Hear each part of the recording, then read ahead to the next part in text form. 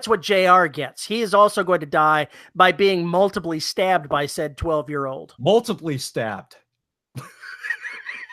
She's got to bring him down to size, and then she's just going to go to town on him. I have got to get off my lazy ass and create a segment called Terry's Word of the Day. I've got to do it. What was the word? I've already forgotten. What was my word? Hello, everybody, and welcome to episode 548 of the Dead Robot Society. I'm Terry Mixon. Joining me, Paul E. Cooley. How you doing, man? The Dead Robeson Society? What? Yes, we changed our name after he was on with his archivist. You didn't get the memo. Oh, apparently not. Don't they? What are you up to? What are you doing? I'm slurring. Sorry about that. You're slurring. I'm slurring. English is just totally not my language. I finished writing Blood of Patriots. Yay! Yay! Now I start editing it. Boo! Oh, I actually like the whole editing process. I'm going old school this time and going back to paper. Yeah, I saw you post a whole bunch of red marks on a white piece of paper. I totally enjoy the process of going through this in paper because I get to do things like that. Just make little notes about what I got going on. Totally enjoy that process. And I actually decided that I missed that part of the process. Entering those changes in, well, that'll take an extra bit of time, but I seem to get more out of the edits if I do it on paper than if I do it on the computer screen. And I'm not really sure why that is, but I think there's been studies done that people get more out of paper than they get out of screens when they're editing, writing, so forth. I prevaricate a lot with that. You lie about it all the time? No, I prevaricate doing back and forth. Prevaricate doesn't have to mean lie. I'm pretty sure that that's not the word you're looking for. Maybe it's not. Maybe I just pulled a Terry. I'm pretty sure that prevaricate means lying all the time. Speak or act in an evasive way. Pretty sure you meant, being uncertain and bounce between the two, as opposed to... I'm vacillating. Facilitate? Is that how it's pronounced? Vacillating. We're going to massacre the English language here in the show because that's what we do. Jesus Christ. I really do have to get that Terry's Word of the Day segment ready. Which one did I use today? I can't even remember anymore. I'm sure I'll find it in the next 30 minutes. After when I go to edit. I think it was some version of multiple stabbing, but I didn't use multiple. Multiply stab someone, I think is what it was. Yeah, multiply stab someone. It's been that kind of day. It's been that kind of Wednesday. Yeah. I'm going to make sure that makes it through the edits when I'm done too. I'm writing a story for J.R. Hanley that's post-apocalyptic, and someone gets stabbed an ass ton of times. So they're going to be multiply stabbed. Multiply stabbed. All right. Just so we have whatever it is. Somebody make sure that you put that in the fucking Urban Dictionary for me. That needs to be in the Urban Dictionary now. So what about you, Paul? What's going on in the Paul-verse? Apart from getting more work than I can seem to be able to handle at the moment. I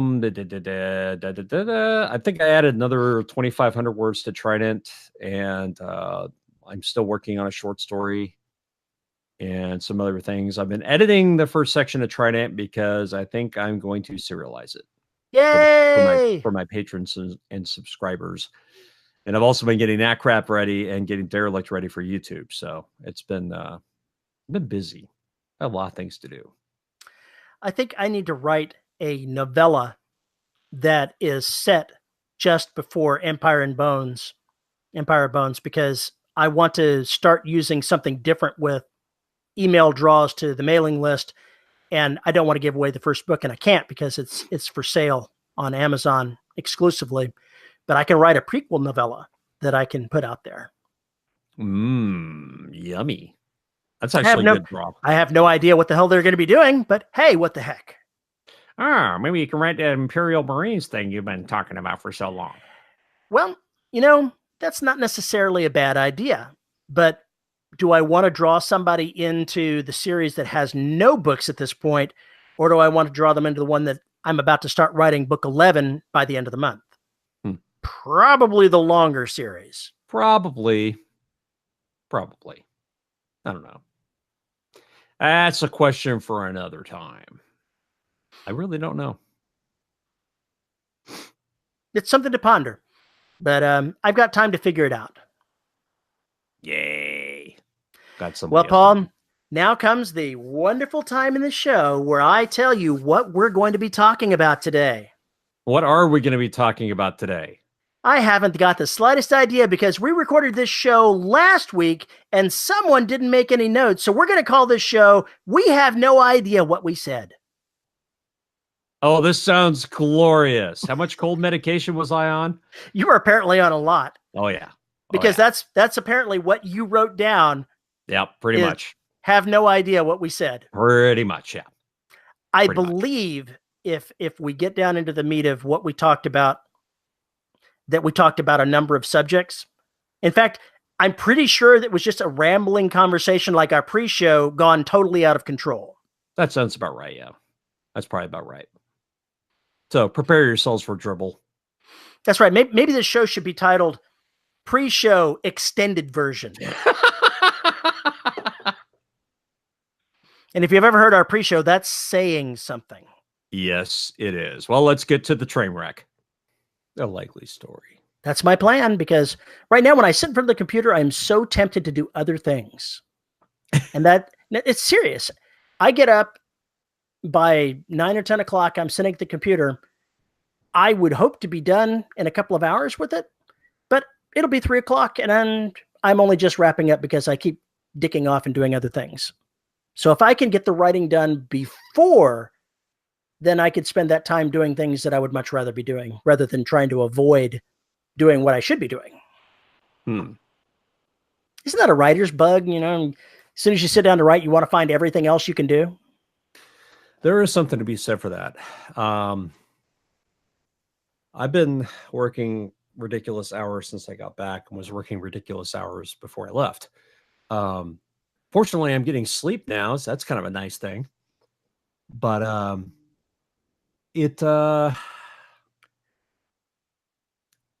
whenever you get in front of the computer, whenever you get in front of the keyboard, yes, there's always that. If you're on a tablet, you could close it and browse or play a game. If you're on your computer, obviously sky's the limit as far as crazy can go. So you have to have the discipline to do that. And sometimes it's goddamn difficult. I have no self-discipline. That's my problem. I don't have much. But I've got enough things keeping me busy that I'm always context switching, so it doesn't feel like I'm stuck on something too long, except for the last 36 hours. I think I've finally got it put to bed. I hope, maybe, because I want to write. God damn it! So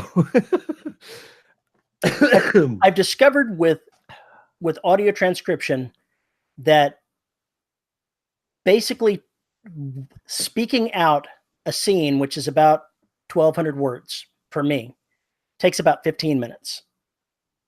So it's not an incredible amount of time to get the words out of my mouth. Yeah. I just have to get, if I need to distract myself and make that happen. Doing the copy editing, that is not usually too much of a problem. I can play music and do other things while I'm doing that. But the actual getting the words out of my mouth, sometimes it's harder than others. And I'm only 2 chapters away from finishing this damn book. And I want to get it done. Okay. I think I was 2 chapters away from finishing the book when you left to go to Balticon. Wow, you've been slacking your ass off. I haven't written in like 5 days. So oh wow, for you that's bad. Well, it's admittedly all the work outside tore me up for a couple of days. It messed me up. I was not prepared to work out in that heat, so it nuked me pretty hard. And having to do these other tasks to get this outside work area done, it ate into my time. Otherwise, I would have been done by now, even with procrastinating. I managed to think about 2,300 words while I was gone.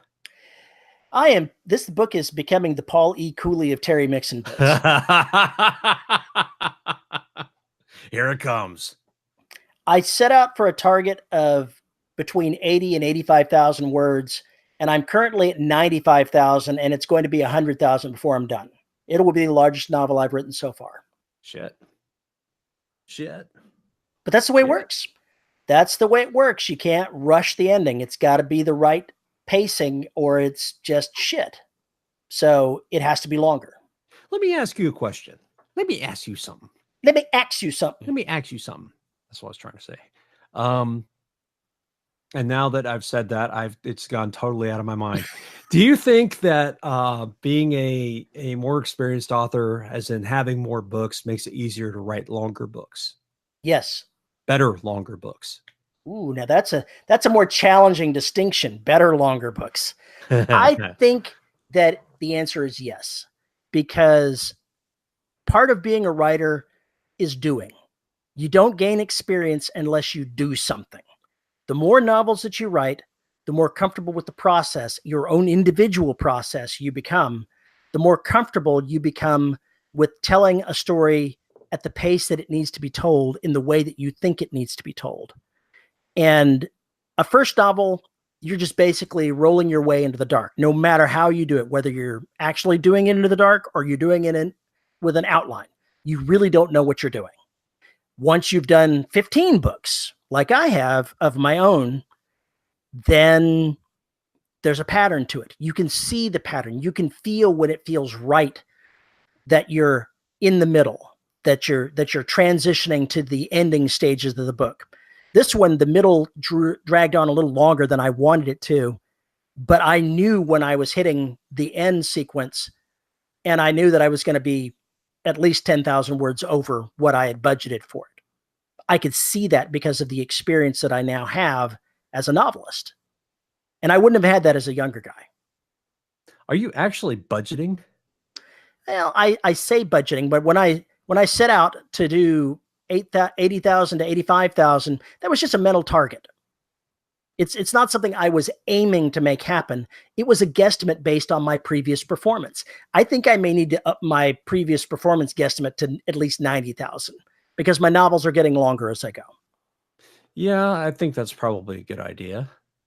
If it runs long, it doesn't bother me. Going 100,000 novels, not bothered. If it went on longer than that, not bothered. The story is as long as it takes to get where it is. It's just that I think that I'm wrong to be doing at least one of the things that I'm doing. I got advice from other people that you should try to create a schedule for yourself of what you're going to do so you know what you're coming out in the year. I think that's a terrible thing for me because then it feels like I'm being bound in shackles. I should just throw the entire scheduling thing out the window, write the book till it's done, get it done through this process, start the next book. That's kind of what I've done. Yeah, I went through this because somebody that has a lot more experience says that you should have a schedule of what you're doing. I think it's a totally wrong thing for me personally. It hasn't worked for a dozen novels. I should give up on that particular part because it's crap. For me, it's crap. All it does is make me feel bad when I have to go long. And I shouldn't feel bad because the story is what it is. Yeah. I won't worry about that at all. It's an artificial constraint that I tried to put on myself, and I'm pretty much to the point to where I'm going to throw it out the window and delete the file. That's why derelict books keep getting longer. It's just taking longer and longer to close those arcs. I have no idea how big Trident's going to be. God, there's so much to do. There's so much to do. I have so much to do, Terry. You know, that's the way it works. You get more experience, and suddenly it's not like you've run out of ideas. You've got more things to do. Well, it's okay. So breadcrumbs, right? I need them to get to where they know certain things so that the reader can know what the fuck I'm doing. Right? Right. And one of the other things is one of the things that I've ran into with this book. I've got so many dangling threads from the previous novels that I need to gather in and at least give some effort to tie them into what's currently going on or close them off to a degree that it took up the first third of the novel. And that's really how my novels go. I tend to leave things dangling at the end of a novel. I don't necessarily pick up all the threads when I close out a novel. I close out the main things, but I may leave something aside. They may have been exploring something. They may have prisoners they're dealing with those things do have to be dealt with going forward because it's not something you can gloss over. Yeah. The way this is kind of set up in my head for Derelict, you don't have prisoners because you kill everybody. Oh my God, this is going to be insane. Like I said, I have so much to do. I need them to see so much, and I need them to find so much. And there's so many conversations that need to be had. And I got to find a way to slam all this shit together. I'm glad with the Empire series that I am where I am. The last 2 books in it should have been 1 book, but it would have been twice the size of everything else. Yeah. So it just would not have worked that way. So I feel your pain. I chopped in the middle and I got some flack for that. I figure since Derelict's only gonna be available for me anyway, that I can cut this goddamn thing up however I want at this point. So episodic Cooley. So what I may end up doing is basically it'd be Trident part 1, part 2, part 3. It's 40, 50,000 word chunks until we get to shipyards, because this may take a while. If you're just doing it for yourself, maybe episodic is not so bad. Yeah, it may not be. I think that would actually be a really big deal for Patreon subscription if I could get them. If you can break it up into an episodic format where you're delivering 2, 3, 4,000 word chunks that are complete little arcs, not in the fact that they solve anything, but that they have their own tension and their own crescendo at the end of it. So you leave it hanging at the end so that tune in next week to see what happens, sort of thing. You laugh. Because I'm not already known as a cliffhanger bastard. Now we really have to prove it. Now you have to really up your game.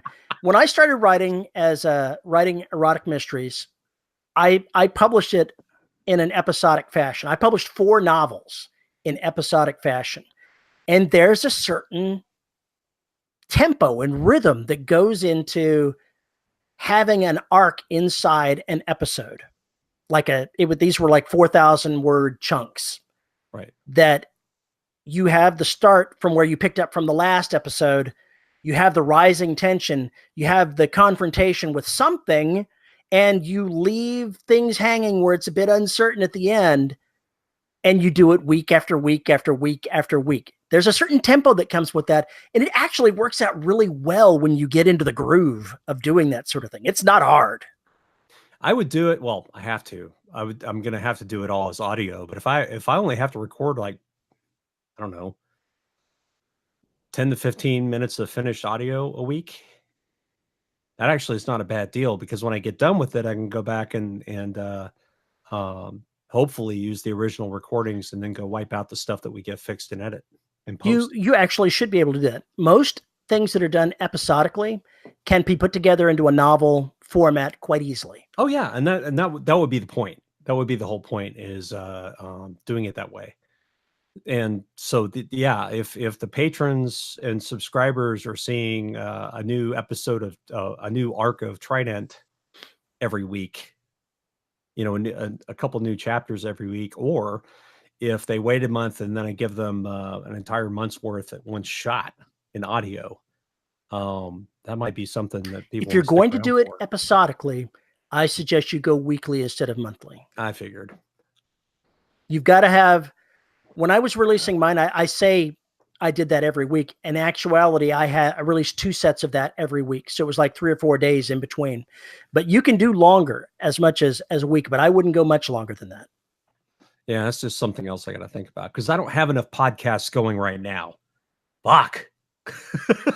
You don't have enough things on your plate. You need more. Yeah, I woke up this morning and was like, gotta make the donuts. Like 6:30. He's stumbling into the kitchen, making coffee. Gotta make the donuts. Come back.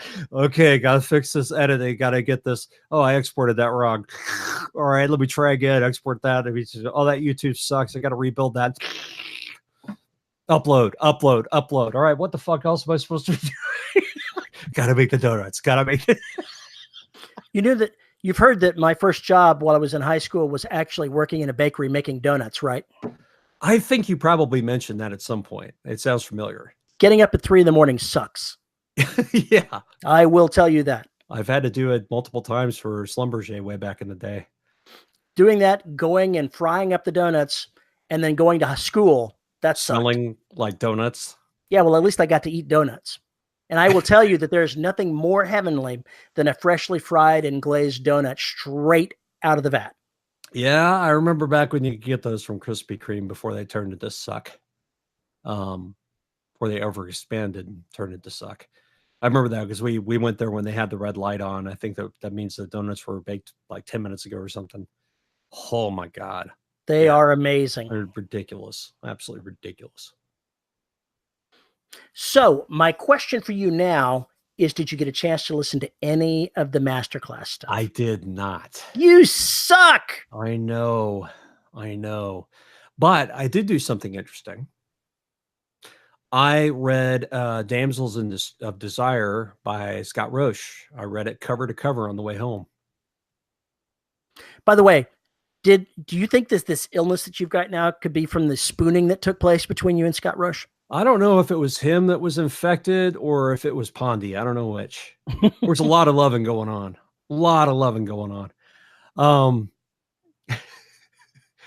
It's a good book. Well, that's good. I really enjoyed it. It's I see where he's going now with that show, and I've been really excited about that series for a long time because I saw I beta read the first novella, I think, way back when. So I think he's really come into his own, which is this awesome. is a good thing. Yeah, very happy for him. It's a good book. Well, we've been talking for 45 minutes. Are we in the middle of a show somehow? God, I hope not. Or do we actually need a topic? I don't know. I mean, we started out on a topic about longer books, having confidence. Was that a topic? I don't know. I thought we had begun the show, but then we fucked everything back up again. I don't know if we've begun the show if we're talking over a number of different things, but every time we haven't talked for a while, this is the way we get. Writers are gossips. When we get together, we gossip. Well, yeah, but I went to a con and we had to talk about that, and then there was some other stuff going on. We had to talk about that. This is the show about the life of the writer. The life of the writer. I'm outlining more and more and more and more. And I'm outlining less and less and less and less. Although I am trying to at least start thinking ahead to put a few milestone posts out there. Say, okay, I need to be aiming for this before I get to the middle thing. By chapter 10, I should hit this thing. Yeah. I at least need to see some of the terrain in front of me, I've decided. And in fact, that is going to be literally true when I start writing the next novel. The next Empire novel, it's a journey novel. They're going to be going from point A to point B. I will literally have to decide what they're going to run into on the way. Okay, so I think we've both gotten to this point in our careers where we've realized that series are really kind of fun until you start building up enough backlog of matter, and then suddenly it's still fun, but now you have to be a little more careful because there's a lot more moving pieces. To a degree, I'll agree with that. Because I find myself, like right now, like I said in the pre-show, if that was the pre-show, that I'm having to figure out where to put, I need them to have this information here. I need them to have this information here. How am I going to get to that? Okay, well, I need to construct this scenario for them to be able to get that information from it. It's like planning a goddamn video game, and now I've got 3 groups of characters split up. Boy, you are making your life complicated. Please shoot me. Actually, 4. Ooh. The thing is, with novels, if you really look down deep, the first part of the novel is the setup. Then you've got the middle portion, which is basically the skirmish. And then when you get to the end of it, it's the knockdown, drag out fight. But setting up things is definitely the first part. Uh-oh, did I just go ahead and hit something else again? If you put that in context with the Derelict Saga, destruction was the skirmish. Ruh-roh. Oh, I'm so fucked. I literally am making this up as I go, so I don't know if that's actually a. You don't know shit. Well, I'm going to say I don't know that if with thought, I don't know if I would break it up more, but that's my initial just off straight from the hip shot of how I think novels are broken up. The middle is basically a big skirmish to where all the forces are maneuvering around each other, and then when you get to the end, you're basically in the one-on-one fist fight with the mini boss. Oh God. I'm getting scared now. But to the first part of your thing there, it's not unusual. Like I said, the first part of every novel that I have is dealing with the consequences of the end of the last novel.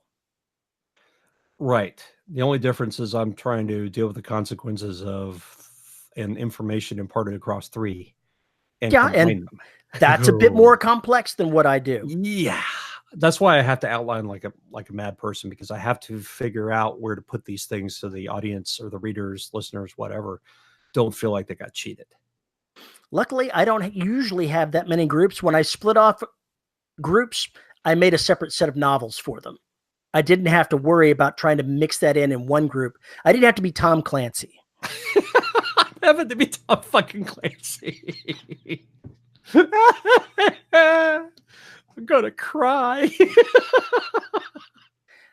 I am gonna make your life hell. How are you gonna make my life hell? In the next couple of weeks, I want you to actually listen to the masterclass from Dan Brown. Okay. I think it has things that would be very helpful to you in it. James Patterson as well. I think those two would be exceptionally helpful for you, but I want you to listen to that. I don't care which one. James Patterson, Dan Brown. Forget that other guy. That Gaiman dude. Forget that Neil Gaiman guy. Okay. All right.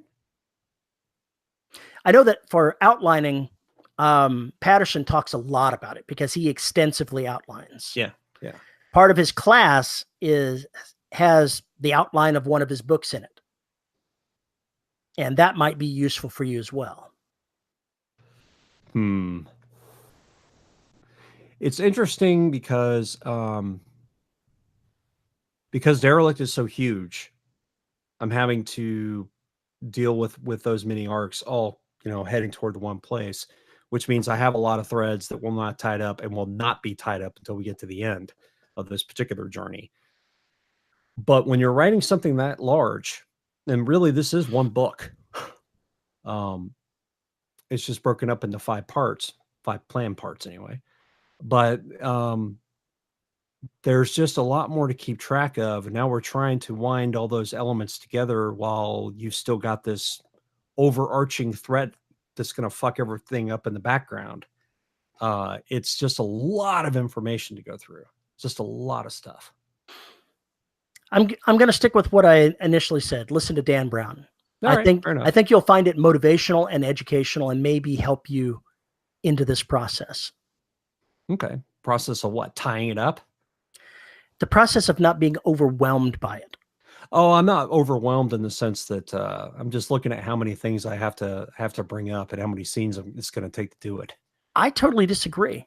You may not think that you're overwhelmed by it, but listening to you talk, you are feeling intimidated by it.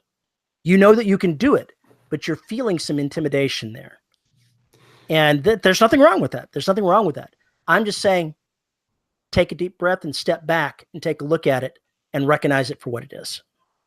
James Melzer challenged me to write something big way back when. Because bastard. I think Closet Truth was only like 69 or 70,000 words, maybe 72. So we can blame him for this. Tattoo was maybe 20K. They haven't written anything big. And then I wrote The Black. And that was the beginning of something huge. And I've managed that just fine, I think. Thank you very much. But that's a different kind of series. So, but I would never have had the confidence to write something this big if I hadn't accidentally gone into it. There's nothing wrong with going into something that you're not sure of. There's a saying that says a man's reach should always exceed his grasp. That means you should be reaching for things that are slightly beyond your current abilities, because that's how you grow. Sure. And that's why once I got into this mess, I wasn't too worried about it. It was just like, oh, now I get to play the puzzle master. How the fuck am I going to make all these pieces fit? This should be fun. And so far, I've managed it, I think. I think you have. You've done an excellent job of that. But I know that there have been a few times where I've been writing where the process has intimidated me. I've looked at it and said, good God, I've got to do all these things. I know that I can do them all individually. I know that I can get it all together. But when I think about the big picture as opposed to the small picture, it becomes intimidating sometimes. And I have to be able to step back and go, take a deep breath, turn your view back to the small, and just get back into the scene. Well, I'm probably going to have to do what I did with Destruction. Jesus Christ.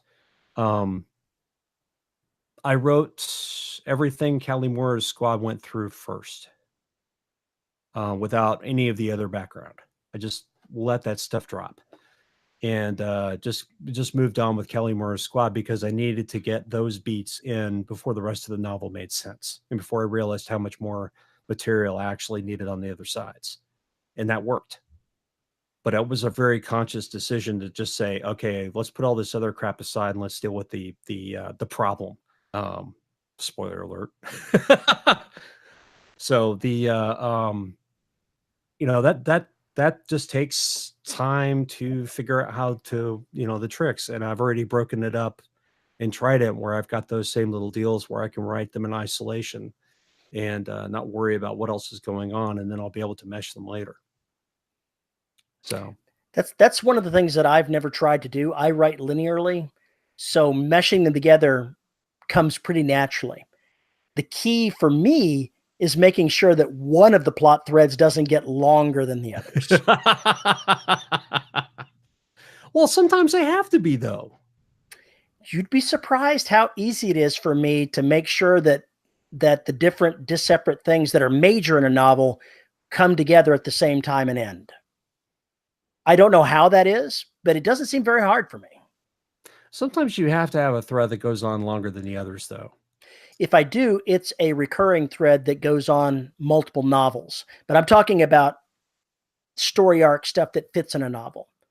If I've got them dealing with a couple of separate bad guys, I can work it out so that they've dealt with their in-novel problems by the end. Oh, yeah. In-novel, yes. What I'm saying is you may have somebody who's in a particular position where they really can't do much for a while. This is true. I had a multi-novel thread going through the Empire stuff where they knew that they were going to have to deal with Prince Ethan at some point. And that was a long time coming.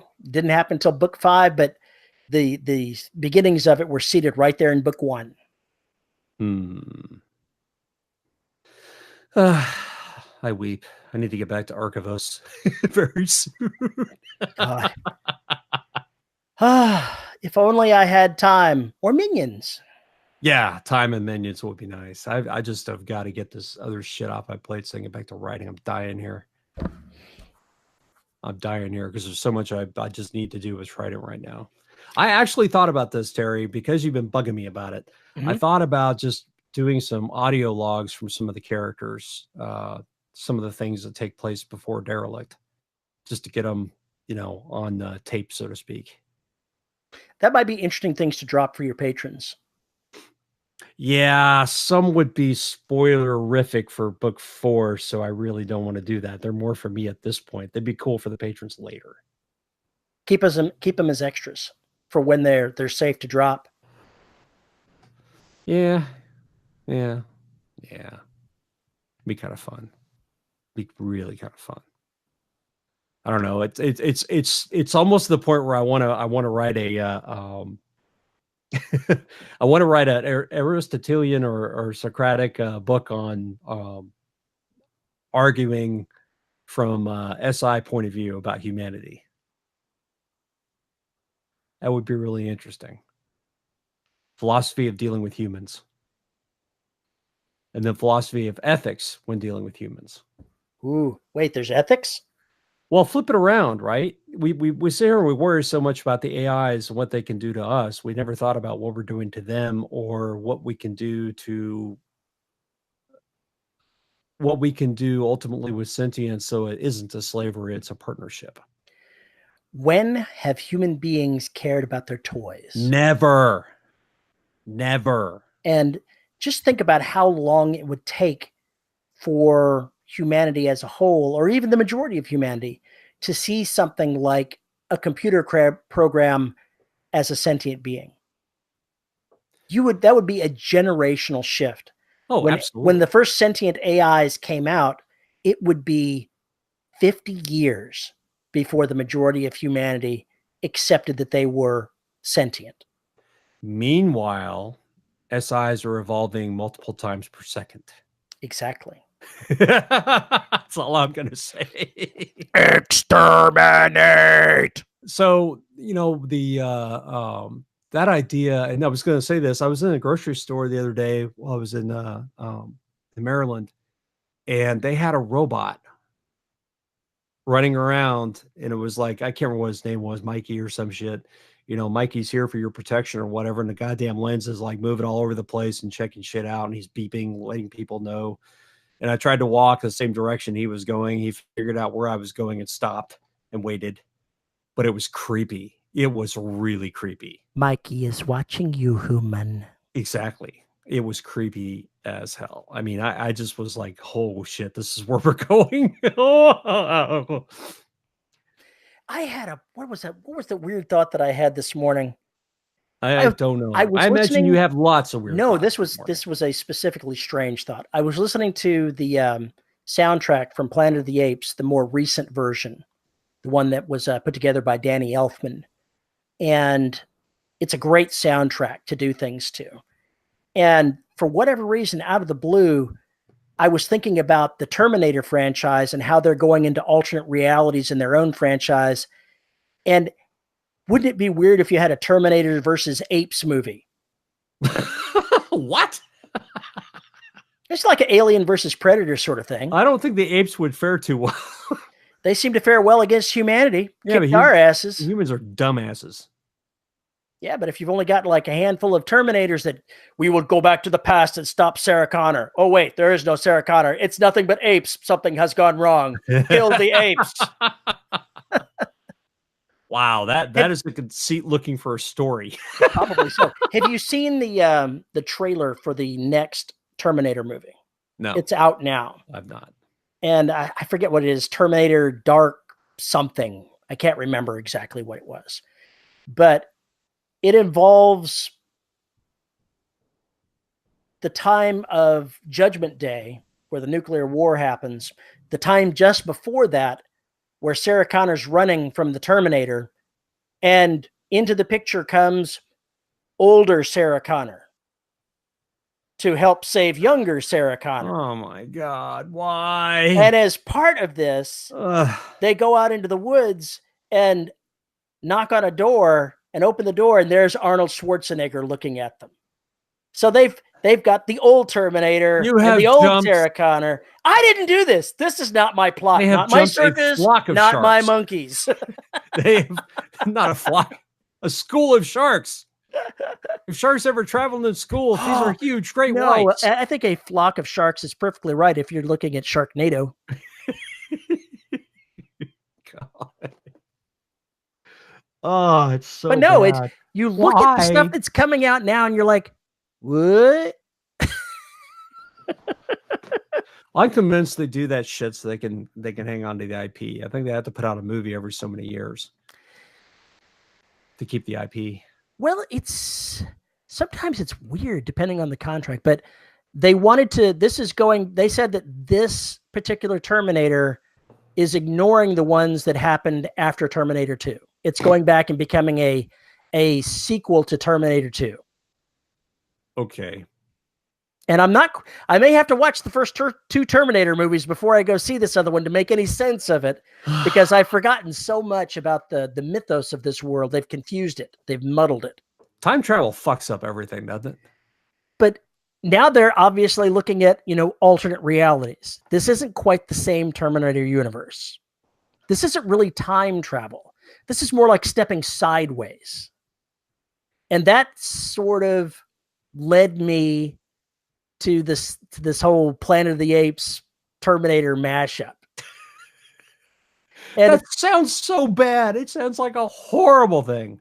I think I could make an amazing story out of that, but they're not going to call me. They're not going to call me for this. All the humans have turned into plasma rifle wielding capuchin monkeys.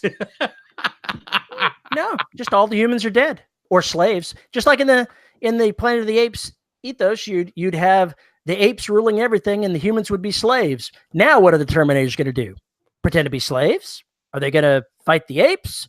Are the apes going to try to suppress them? Oh, the level of conflict could be amazing. It's so sad. You shake your head, but mental exercises like that is what lead to interesting novels. Yeah, it's just the what if. It's the what if. It is the what if. And then you go down the what if rabbit hole, and then you end up with 5 or 6 books. You could actually probably write that novel that I was talking about without too badly ripping off the franchises involved. You say that now. You say that now. Hey, Disney hasn't come after you. Yet. I'm still nobody to them anyway. I am nobody. Talking schedule again.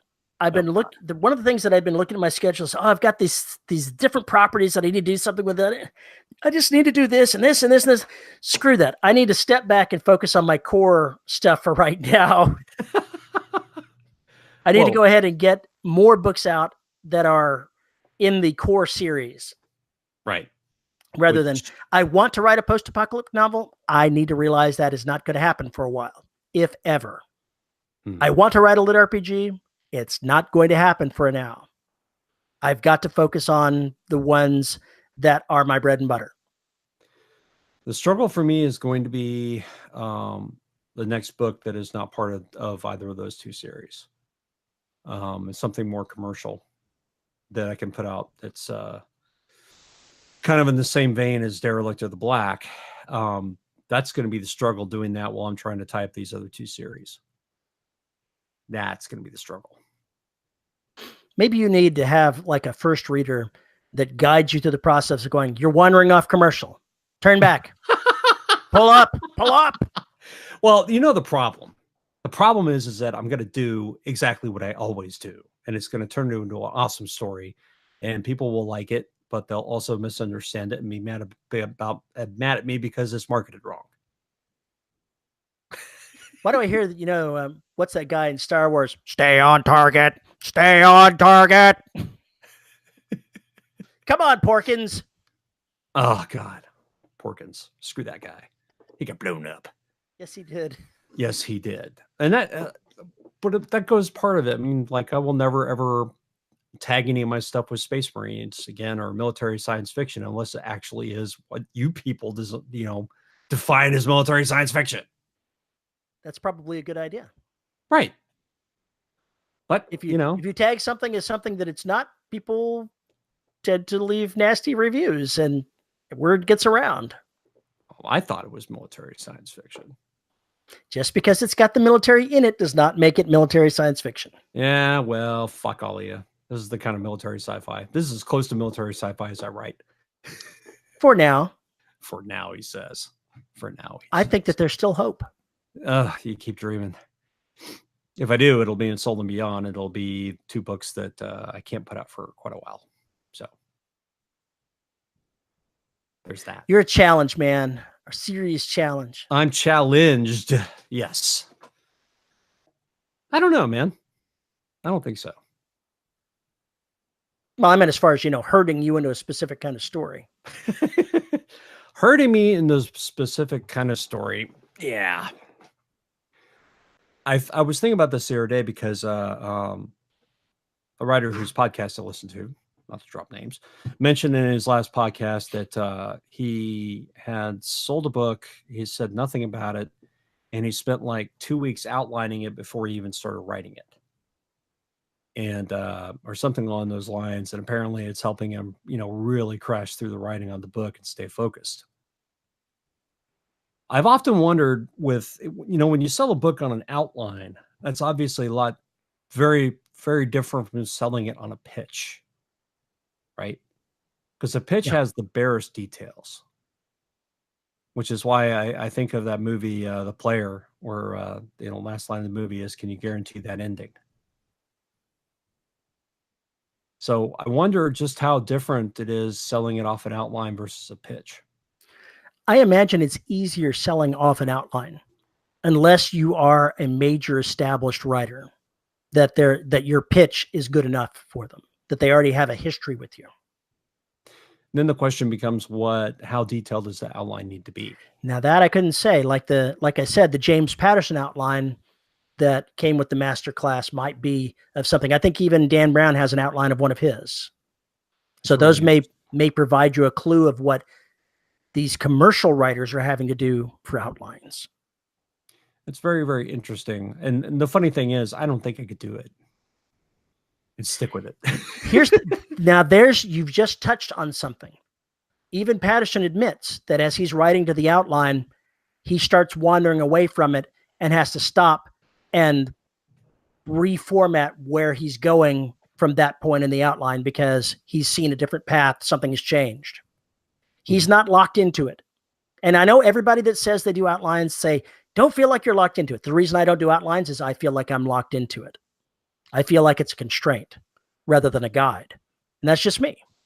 But there are obviously really highly prolific writers that use outlines that go ahead and can recognize this is just a mental guide of where I'm going.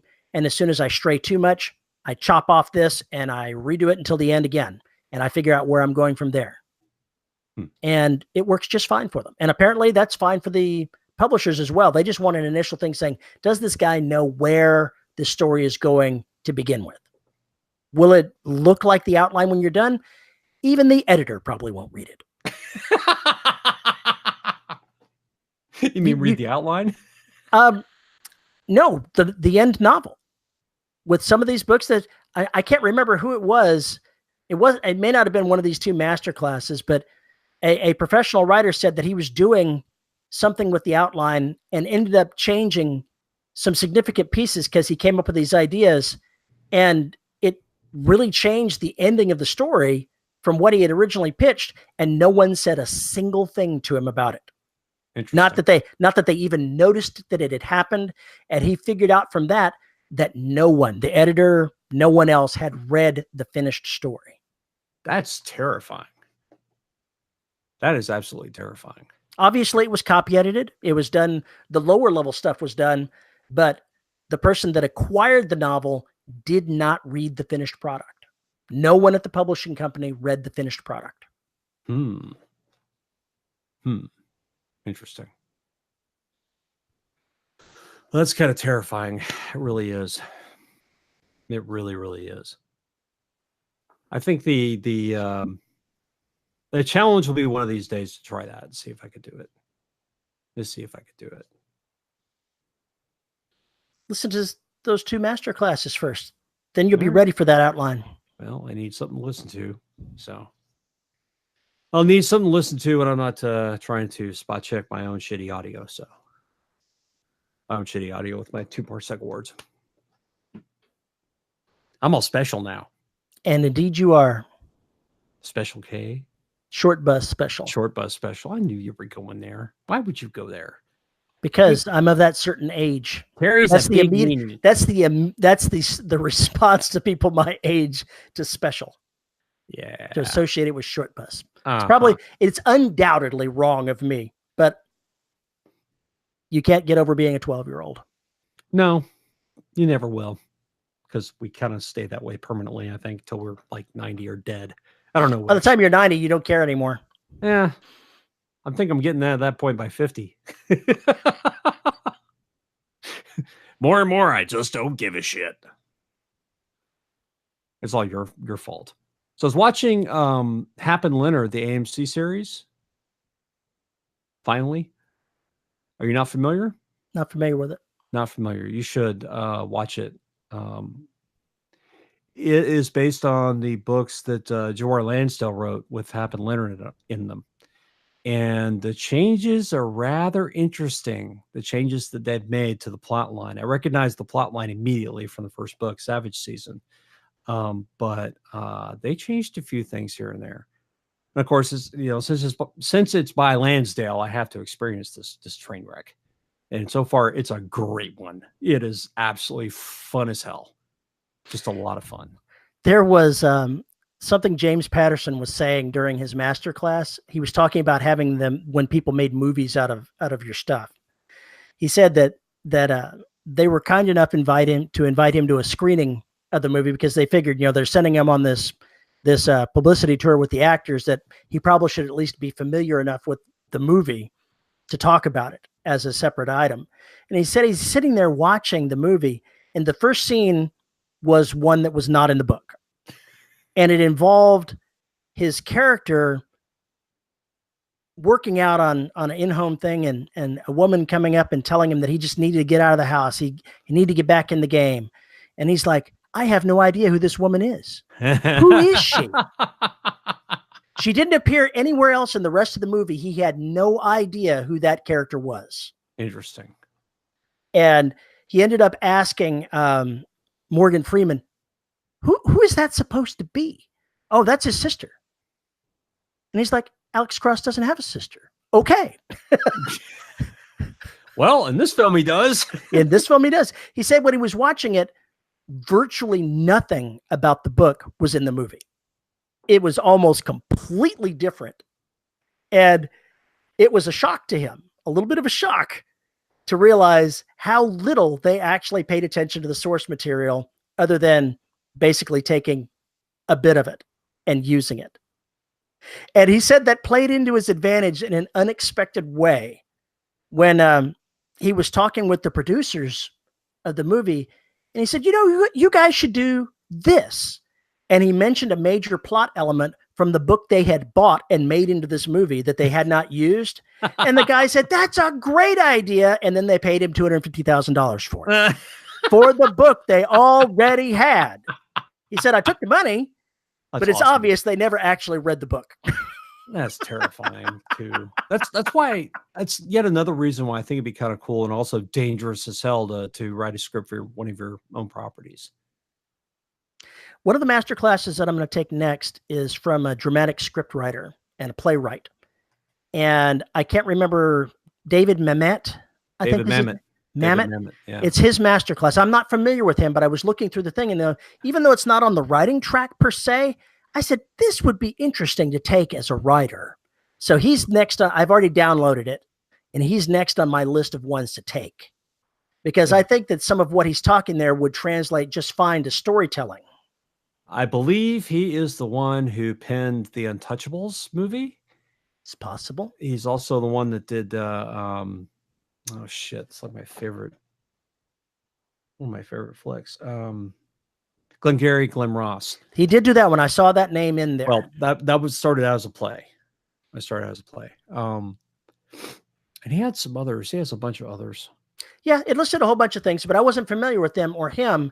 I just was looking for ones that had writing in them on Masterclass. Right, yeah. And his popped up and I went, that looks interesting. I think I'll take that next.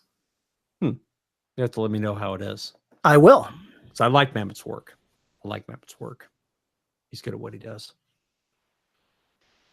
I would love to learn how to screenwrite, so I'm going to have to do it. We should bring a screenwriter on. We had one of those. It was that Charlie Brown guy. He was useless. Are you saying he was a hack? He is a hack. He's a Kevin Smith, and he knows it. We love him for it. I don't know that that's a negative. I don't think being compared to Kevin Smith is a negative. I busted in on an interview with Charlie, and he's playing harmonica and playing Creole style the way he used to do in his rock band and everything else, just going balls to the wall in front of all these people. And I'm just like, Jesus Christ, the man needs a one-man show. Oh, God, it was crazy. It was crazy. It was awesome. We love you, Charlie. It was awesome. It won't be too much longer before he's wandering his way through again, heading on his way to New Orleans. Well, that's a conversation for another time. What was I going to say? There was a thought there, and now it's gone. You totally screwed it up. Oh, if you can find a screenwriter, Terry, we should have one. I absolutely don't know any screenwriters, but I've already got a list of 3 or 4 people that are already tagged up to come on and talk on the show. So once we start doing them in sequence, then I'll see about finding somebody that knows screenwriting. That would just be a lot of fun. That'd be a lot of fun. Adapting. I'm not sure how much I would understand. Well, if it's similar to playwriting, it's really just about describing the scene, describing this, that, and the other, and shit ton of dialogue. I do remember Charlie talking about that. Even though when it was happening, it was like blah blah blah blah blah blah blah, and I'm like, okay. It's a different kind of mindset. It is. It's a very, very different kind of mindset. He was talking about how many pages, a page a minute, I think is what he said. Yeah. Every page that you're doing is like a minute of the thing. So you've got to have X number of pages for this to be movie length. And it's all very constraining to me. I want to be writing what I want to write. Of course you do. We all do. However, that would be interesting to do with an existing property because you could fuck it up all you want, not even worry about it. It'd be an interesting process to go through because it'd be so radically different from something either one of us has done before. We could go ahead and figure out which actors and actresses would play parts in Derelict the movie. Derelict the miniseries. Derelict the 5 seasons of insanity. It's like what was that? Samurai Shogun. It'd be like Shogun. Oh God. Was that 26 episodes or some shit? I don't remember, but it was long. It was a lot of stuff going on in that movie, in that miniseries. Yeah. You look at some of these big miniseries where you've got this so much crazy going on. Game of Thrones was like that. You heard that almost as soon as it was done, he said that George Martin said that he was going to get those last 2 books out. He's definitely, he didn't say this, but I'm sure he was just waiting for them to finish it so he could do something better. He's fired up now. He's fired up. He's got a lot of wrathful fans. That's right. So no matter what he does, he'll come out smelling like a rose and get paid twice.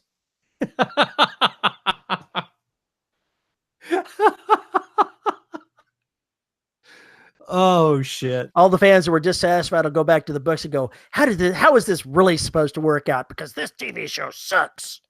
Yeah, that's pretty much the way it works. That's pretty much how they do it. All right, we should probably cut this off, man. Who the hell was hosting this shit? I have no fucking idea. You haven't hosted in a while. You go ahead and do the ending. Fine. Well, if you'd like to communicate with us about the fact that our rambling is just getting way out of hand, you can send an email to show@deadrobotsociety.com. You can tweet me at Paul_E_Cooley. You can join us on Facebook at Listeners of the Dead Robot Society Facebook group, where too many people are saying way too many things about way too much stuff for me to impart the importance of it to you right now, this second. You can find us at YouTube, youtube.com/DRS podcast. You can become a patron if you love us and want to support the show and keep us on the air. You can become a patron of ours at patreon.com/DRS podcast. And at the $10 level, you get your name read every week. So let's see who our patrons are this week. And we have Andrew Smallwood, JD Barker, Aaron Meeser, Jesse Purple Meow Trans Majesty Orcut. I like Meowtains? Meowtains. Meowtains, not Meow Trans. Listexia. Veronica Jaguar, Jack F. Erickson, Kelson, a tutor who tooted a flute, Isabel Cushy, Rick, where have all the words gone, Shaw? Dude, they're there. Trust me. Just grab them. Lisa Slack, Nathan Cosby, Cheryl Winters, Tracy Bodine, Devin Lee, Drew Need an Arc, I Know a Guy Bernardi, Chris Winder, Andre Conde Moraes, DJ Chamberlain, and J.R. Handley. Thanks very much for your support, folks. You make the show possible. Yes, thank you very much. All right, with that, we are out of here. Terry, fun as always. Always fun, man. Yeah. Liar. All right, folks, we'll see you next week.